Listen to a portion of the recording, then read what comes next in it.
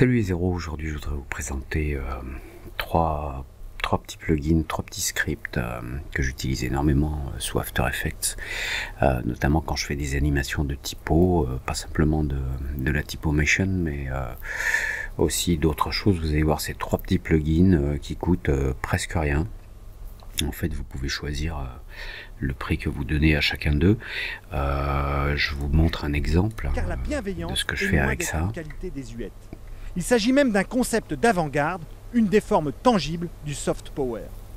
Elle permet, comme elle l'a permis... Voilà, donc vous voyez là, on a plein de mots qui bougent dans tous les sens et qui arrivent en même temps que la voix.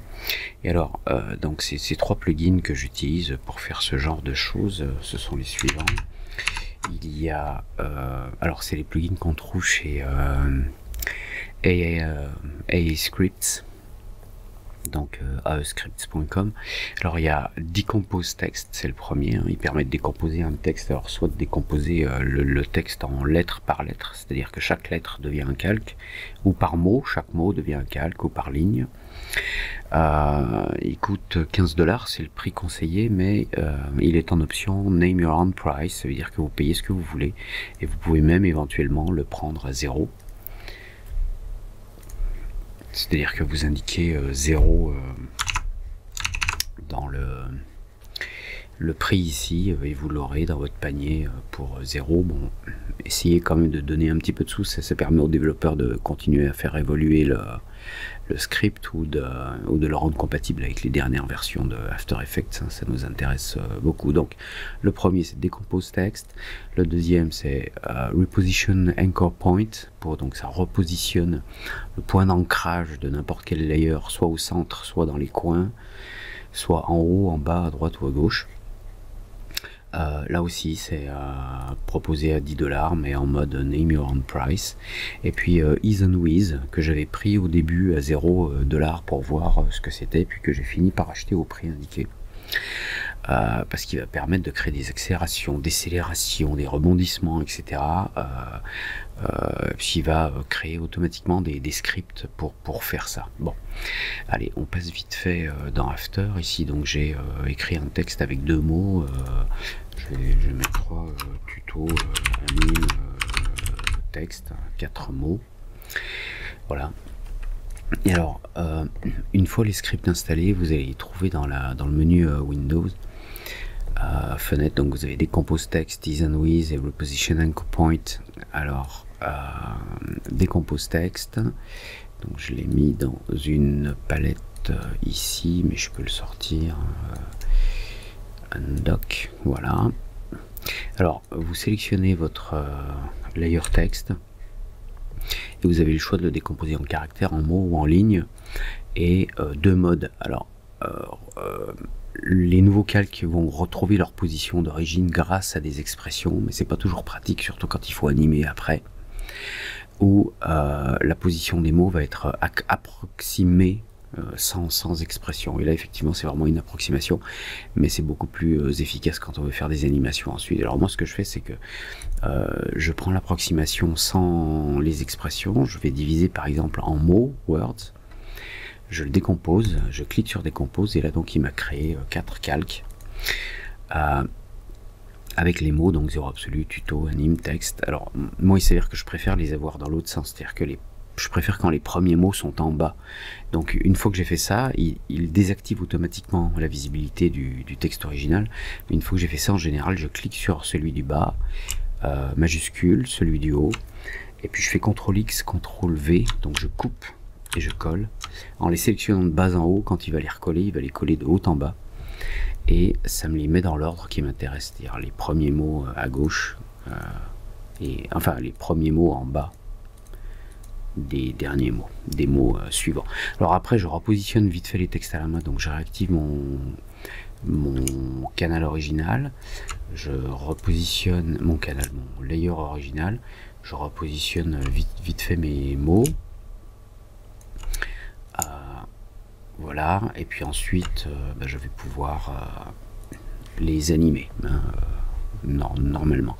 Alors ce qui est intéressant de voir ici, c'est que par chance, après la découpe, on a le anchor point le point d'ancrage qui est situé au milieu des mots. Je vais juste essayer de reprendre mon texte original puisque le point d'ancrage est centré. Et si je déplace le point d'ancrage, donc en appuyant sur Y, et je le déplace par exemple, bah tiens, là en bas, si je redécompose, je suis juste curieux de voir, voilà, vous voyez, le point d'ancrage de chacun des mots n'est pas à sa place, il est au même endroit que enfin, à la même position relative par rapport au centre que le texte original. Et parfois on ne fait pas forcément attention à ça. On crée un texte, alors quand on crée un texte, par exemple aligné à gauche, on a le point d'ancrage qui se met à gauche. Voilà. Quand on aligne le texte à droite, le point d'ancrage il est à droite là. Et si on n'y fait pas attention avant de décomposer la phrase en mots, donc comme je vais le faire là, hop, décompose, je vais remettre vite fait les mots à leur place,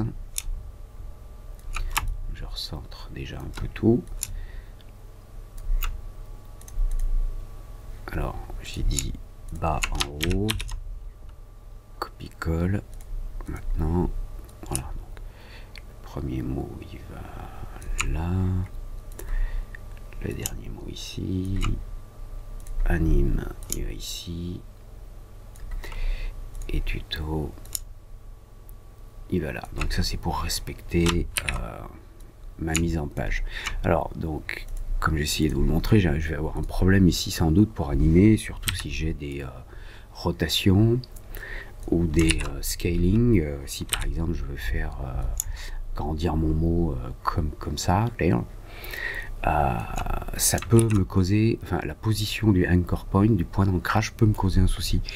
Donc c'est pour ça qu'il y a ce petit script aussi dont je vous ai parlé qui s'appelle Reposition Anchor Point, qui permet de sélectionner par exemple plusieurs layers et de choisir où est-ce qu'on veut mettre le point d'ancrage. Alors je peux le mettre au milieu, par exemple je choisis le milieu, je clique sur Reposition, hop, et il me les remet au milieu automatiquement. Et ils sont bien au milieu de chaque mot. Alors ça peut être plus pratique dans certains cas. Ça dépend de ce que l'on veut faire. Hein. Si je veux donner l'impression qu'un mot est accroché puis bang il tombe, je peux vouloir mettre l'anchor point ici et puis avoir une anime du genre poum poum poum, voilà, comme si le mot se décrochait d'un côté puis qui se mettait à se balancer. Alors c'est justement là j'en viens, c'est une bonne transition pour vous parler de cet autre script là qui s'appelle EasyWiz. EasyWiz en fait va extrapoler vos animations, les animations que vous faites avec des clés. Il va les extrapoler en utilisant des expressions. Donc EasyWiz va fonctionner sur une animation. Alors si par exemple ce texte là au début je mets une rotation donc à 0, puis j'enregistre une clé, j'avance de quelques images ou de une seconde, et si je mets ce texte ici à 74 degrés, donc si je regarde mon anime, voilà, le mouvement est plutôt basique, vitesse linéaire, pas d'accélération due à la gravité, rien.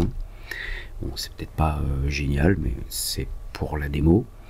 Et là, donc, on va choisir le type de easing, c'est-à-dire le lissage ou l'extrapolation du mouvement que l'on veut. Donc, on choisit une ou des clés, on sélectionne une clé là, pour lui dire sur quels paramètres on travaille. Et on a différents types de ease. Alors, par exemple, exponential. Alors, cirque, c'est pas circulaire, mais c'est. J'ai oublié, enfin, c'est pas grave. C'est des types d'adoucissement de courbe de plus en plus forts. De sine, qui est léger, jusqu'à exponentiel, qui est très fort. Si je prends, par exemple, un mode expo, et quel type? Alors je veux comment dire, un mouvement qui ralentit exponentiellement à la fin de mon anime. Donc là, je choisis uniquement le out, parce que je peux prendre le in et le out. Donc il va mettre une accélération au début et mettre une décélération à la fin. Si je prends que le out, il va mettre une décélération à la fin uniquement. Et keys, je peux sélectionner les clés sur lesquelles je veux travailler. Donc toutes les clés, que les clés de tout début ou de toute la fin, ou le début uniquement. Ça dépend si on a plusieurs clés d'animation ou pas. Donc là, je vais simplement prendre All ici. Et si je clique sur Apply, et qu'on ouvre maintenant en appuyant 2 fois sur U, on voit qu'on a une expression qui s'est insérée en plus de nos clés de rotation. Dans cette expression, on a un script qui peut être plus ou moins compliqué, hein, selon ce qu'on fait. Et ce script, donc créé automatiquement par EaseandWiz, va récupérer les clés d'animation et générer une autre valeur de mouvement. Alors là, on est au début, vous allez voir, j'avance image par image. Le mouvement est assez fort au début et puis il ralentit à la fin. Alors, on regarde en mode animé, vous voyez. On a un ralentissement de type exponentiel, hein, c'est ce qu'on avait ici. Maintenant, si je prends un type quad, apply, vous allez voir que le ralentissement est moins, enfin, démarre plus tôt. Et sine, il démarre encore plus tôt. Le mode le plus fort, expo, on a une vitesse très élevée au départ et voilà, un ralentissement très fort à la fin. Alors ça, c'est très intéressant. On a aussi, donc dans les types de easing, on a par exemple le bounce qui va permettre de créer une sorte de rebond. Alors on bounce au début, à la fin, au début ou uniquement à la fin. Donc là, je vais mettre juste out. Je fais apply, je regarde, vous voyez. Alors, la durée du bounce va se faire suivant la durée de l'animation également. Voilà. Alors, on a aussi un autre mode que j'aime bien, qui est le mode back, puisque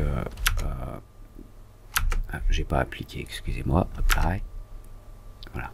Donc, il dépasse le point final et il revient. Et alors, on peut l'utiliser au début aussi, type, si je mets in, out, ça va s'appliquer au début et à la fin. Je clique sur apply. Donc, au début, hop, vous voyez, vous allez voir au début, hop, il monte un peu avant de redescendre.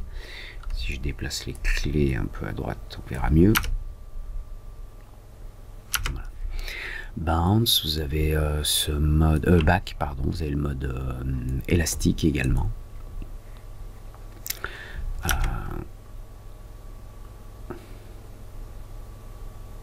Voilà. Il rebondit, enfin il rebondit pas, mais il se balance un petit peu à la fin en mode élastique.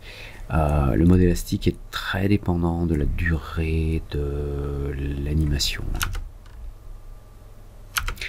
Alors si je mets cette même anime élastique sur quelque chose qui bouge au lieu de tourner, donc je crée une position ici et une position là en bas. Je sélectionne une de mes clés et donc élastique out, apply. Vous voyez, voilà, donc moi j'aime beaucoup parce qu'il y a des fois des petits effets qu'on veut faire comme ça qui sont assez rapides à mettre en œuvre. Et EaseandWiz va permettre de faire ça rapidement sans se prendre la tête. Il est à noter que l'extrapolation se fait à partir des valeurs de début et de fin, et l'extrapolation ne tient pas compte du tout du mouvement des clés, on va dire, ou de ce qui se passe entre les deux points. Voilà ce que je voulais vous montrer. Donc si on change, par exemple, si on avait une animation normale où le texte devrait faire ça, ici avec EaseandWiz, il va du point de début au point de fin. Voilà. Mais en tout cas, ça permet de faire des animes assez rapides. Je voulais juste vous montrer une dernière chose, c'est l'efficacité quand même du séparateur de texte, décompose texte. Je vais remettre l'anchor point au milieu, le point d'ancrage au milieu de mon texte. Voilà. Et je vais décomposer en lettres.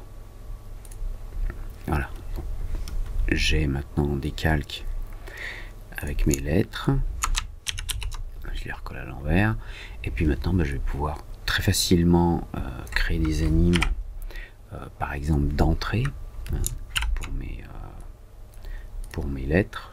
Par exemple, celle-ci, elle arrive de là, celle-ci là. Mince. J'arrive pas à zoomer, voilà. Là, là, là, là.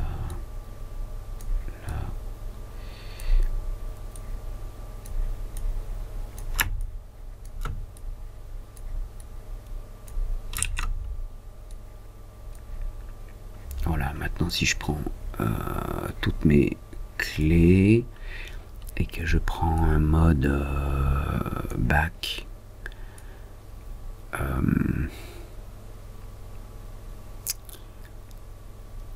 voilà, par exemple elastic out et back in. Donc à la fin ça va être élastique et au début c'est back, alors il part en arrière avant de partir en avant. Et ça s'applique à in, out, apply, et vous allez voir l'anime, le résultat. Voilà. Et ce léger effet d'élasticité à la fin. Voilà. Bon, donc voilà, je vous rappelle donc Decompose Text, Reposition Anchor Point et Ease and With que vous allez trouver sur le site aescripts.com, et vous pouvez choisir le prix que vous voulez donner pour ces outils. Donner un petit peu quand même, c'est super important pour que les développements continuent de se faire.